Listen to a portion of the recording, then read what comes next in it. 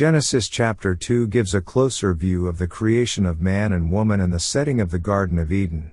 After completing creation, God rests on the seventh day and sanctifies it.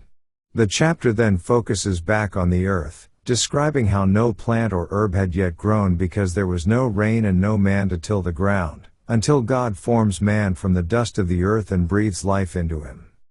God plants a garden in Eden and places the man there to tend and keep it. He provides every tree that is pleasant and good for food, including the tree of life and the tree of knowledge of good and evil. A river flows out of Eden to water the garden and divides into 4 rivers, showing the abundance and order of God's provision. God gives Adam a command, allowing him to eat freely from every tree except the tree of knowledge of good and evil, warning that disobedience will bring death. He also brings animals and birds to Adam to name, but none are found to be a suitable companion for him. This highlights Adam's need for a helper corresponding to him. God causes Adam to fall into a deep sleep, takes one of his ribs, and forms a woman from it. When Adam sees her, he recognizes her as bone of his bones and flesh of his flesh. The chapter concludes with the establishment of marriage, describing how a man shall leave his father and mother and be joined to his wife, and they become one flesh, both of them being naked and unashamed. Let's now read Genesis chapter 2. Thus the heavens and the earth were finished, and all the host of them. And on the 7th day God ended his work which he had made, and he rested on the 7th day from all his work which he had made. And God blessed the 7th day, and sanctified it, because that in it he had rested from all his work which God created and made. These are the generations of the heavens and of the earth when they were created, in the day that the Lord God made the earth and the heavens. And every plant of the field before it was in the earth, and every herb of the field before it grew, for the Lord God had not caused it to rain upon the earth, and there was not a man to till the ground. But there went up a mist from the earth, and watered the whole face of the ground.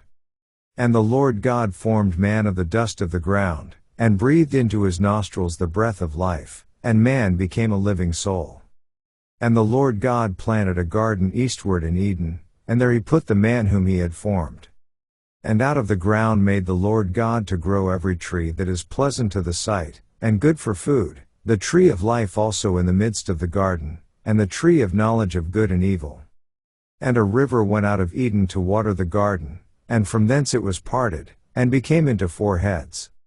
The name of the first is Pison, that is it which compasseth the whole land of Havilah, where there is gold. And the gold of that land is good, there is bdellium and the onyx stone. And the name of the second river is Gihon, the same is it that compasseth the whole land of Ethiopia. And the name of the third river is Hiddekel, that is it which goeth toward the east of Assyria. And the 4th river is Euphrates. And the Lord God took the man, and put him into the Garden of Eden to dress it and to keep it. And the Lord God commanded the man, saying, Of every tree of the garden thou mayest freely eat. But of the tree of the knowledge of good and evil, thou shalt not eat of it, for in the day that thou eatest thereof thou shalt surely die.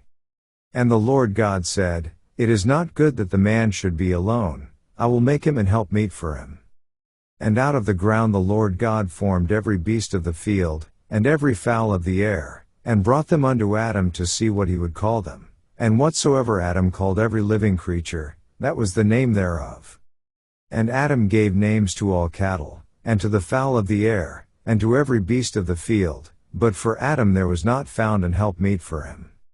And the Lord God caused a deep sleep to fall upon Adam, and he slept, and he took one of his ribs, and closed up the flesh instead thereof. And the rib, which the Lord God had taken from man, made he a woman, and brought her unto the man. And Adam said, This is now bone of my bones, and flesh of my flesh, she shall be called woman, because she was taken out of man. Therefore shall a man leave his father and his mother, and shall cleave unto his wife, and they shall be one flesh.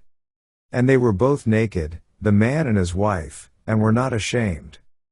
This ends our reading of Genesis chapter 2.